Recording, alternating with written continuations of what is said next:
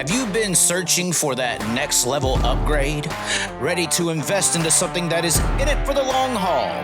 Well, look no further than the composited innovations provided by Prime. These customly crafted pieces are handmade by former Jason Johnson Racing car chief and Prime owner-operator Clyde Caniff. Prime Composite Innovations is located centrally in Missouri and is looking to provide that big-time performance at a fraction of that big-time price. For additional information, visit prime-composites.com today to see what they have to offer, as well as their stable of current full-time drivers that trust Prime with their ride. For the future of innovations, with the properly composited type, you can depend, move forward, and rely on Prime. Ladies and gentlemen, I am not making up this topic. This is something that came across the airwaves here on Sports Business Journal. This is a reputable site. Reputable, hopefully. Adam Stern. These are big names in our business of motorsports. Adam Stern has a story where Kyle Larson says merger possible between High Limit, World of Outlaws, Sprint Car Properties. Very interesting labeling there. But I kind of like halfway did a logo there. That would be a cool little logo. Look at that. World of Outlaws, High Limit, Sprint Car Series. That's actually got a ring to it. Hold on, guys. So we know World of Outlaws has a nice ring to it. We know that High Limit has done a very good job at building a brand into making the word High Limit come right off the top of our head. Yeah, I want to go race the High Limit cars or series. Yeah, I want to go race in the World of Outlaws series. So these words have branding in themselves. I mean, World of Outlaws is a more traditional branding. But the term, and I don't know if I'm about to spur something off here, but maybe this is what's coming. It's possible, according to Kyle Larson. And is this what it should be named? If it does happen, I want royalties. The World of Outlaws High Limit Sprint Car Series. That actually does sound good. When they're coming off of Ford and Johnny Gibson, the World of Outlaws High Limit Sprint Car Series. That doesn't sound bad, does it? I mean, it's way better than the ginseng, caffeine, overloaded, tangerine, booty water, World of Outlaw, Sprint Car Series. Of course, NOS energy drink. That's what it is. Go look up some of the ingredients. Once RFK gets in charge, I don't know what all these energy drinks are going to do, ladies and gentlemen. They're in trouble. But compared to the NOS energy drink, World of Outlaws, Sprint Car Series versus World of Outlaws, High Limit, Sprint Cars. Dude, that actually sounds really good. And apparently, that is possible.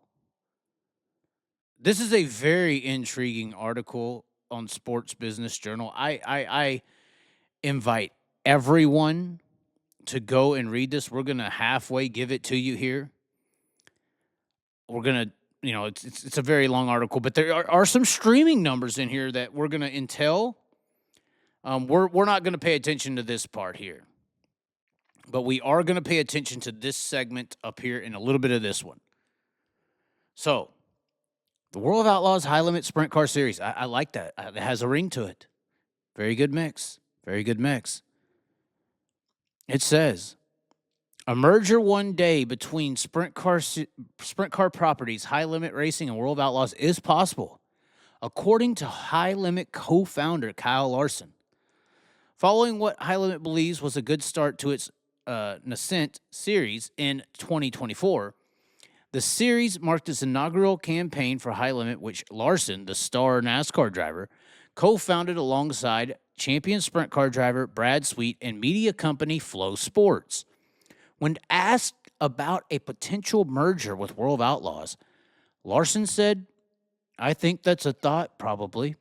It's at least a topic that we've talked about as something that could potentially happen down the road. And I'm sure even World Racing Group has probably had that run through their minds as well. I don't think we're to that point yet, but hopefully whatever happens will be for the betterment of the sport." Sweet, who won the championship of High Limit in its first year, said this year showed that we could have two different leagues competing at the same time, with both having high-level talent and entertaining in different regions of the country, as long as we weren't on top of each other, oversaturating markets. He added, "I felt like World of Outlaws had a very successful year, and we had a successful year." So Larson, this is very interesting, because Larson is in this, yeah, maybe we'll put them together, Maybe we'll do it. As long as it's for the best of everybody. Hell, I mean, if World of Outlaw High Limit Sprint Car Series sounds good, Chaz, you're the announcer, and, Chase Rodman, you can be the play-by-play guy. Chaz is going to come in there and color commentate. It sounds good. Let's do it. Johnny Gibson's too old. Let's merge them. And then Sweet's like, we could have two. Fuck that. We show we could have two. Come on now. As long as we weren't on top of each other. I felt like World of Outlaws had a successful year, and we had a successful year too. What the fuck you talking to? Why you asking me this?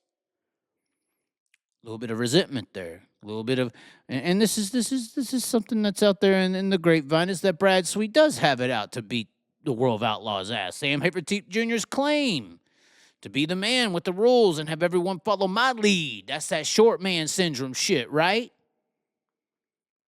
Brad Sweet ain't very tall. Anyways, it continues. This is where it gets very interesting. Digital streaming network Flow Sports said its Flow Racing platform averaged around 100,000 unique streamers an event and 2.5 million viewers over the course of the season, and aggregated for high limit races. Tractor maker Kubota served as title sponsor. Two of those high limit events were among Flow Racing's top 10 most watched events of the year, according to the company, which was founded in 2006. Larson, Sweet, and Flow Sports say they're trying to professionalize and improve sprint car racing, blah, blah, blah, blah, blah. CEO Mark Florini told SBJ the first season of the first season, it could not have gone any better. We had an average of over 100,000 people watching over the 52 races, and that translates to basically 40 hours of watch time per person. And from starting from scratch, it's pretty amazing. He said High Limit is a sustainable and profitable business after the first year, but it's unclear whether the series owners will look to turn a profit in 2025, as they have several investments planned for the second campaign. So this is very interesting. Maybe you can't read it on the screen. If you can, good deal. 100,000 unique streamers an event.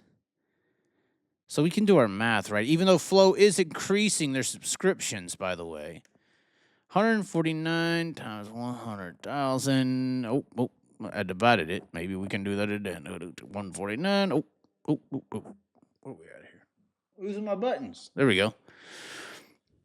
100,000 is $14 million. If you can attribute those 100,000 streams to High Limit's attendance, which they're trying to do.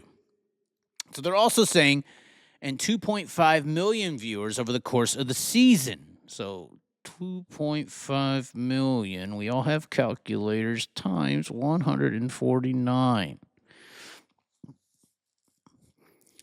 That is $372,500,000. Let me repeat that. It says on your screen, and 2.5 million viewers over the course of the season. 2.5 million times 149, which is the dollar amount to become a Flow subscriber, is $372,500,000. Now, are they saying 2.5 million unique viewers or unique streamers? No, they are not. No, they're not. Maybe they're adding up all the races and all the viewers, and maybe that's how they're getting to that number. But still, 14 million is pretty good. But it says it averaged around 100,000 unique streamers an event. Averaged around. So that means more and sometimes less. So we're at least playing in that 14 million department somewhere. You know, Terry McCarl said that the Front Row Challenge this year had 75,000 or 90,000 viewers, I believe was the quote. I didn't really believe it, but maybe that's the case now. Maybe. And even at 90,000, let's just say 90,000 for that Front Row Challenge at 149, that's $13.4 million. So there's a lot of money involved here. And this is why streaming and the numbers of how many streamers are watching an event are so secretive most of the time, because this is where the real money's being made, ladies and gentlemen. You can't get 100,000 people to any racing event that we have right now. We don't have the venues. But you can get that watching an event. And those are digital viewers that are paying digital tickets. And that's where the digital money is being made in today's society. That's why, as much as we hate streaming, it is going to stay around, because this is how much money is being played with and tossed around. But it is very intriguing. World of Outlaws High Limit Sprint Car Series. It has a ring to it. I'm curious on what the YouTubers, are y'all just in here talking crap as Spike showed up? Eyeballs and subscriptions are different. Divide by 3, Chaz. No, 100,000 unique unique streamers means 100,000 individual subscriptions. So at least 100,000.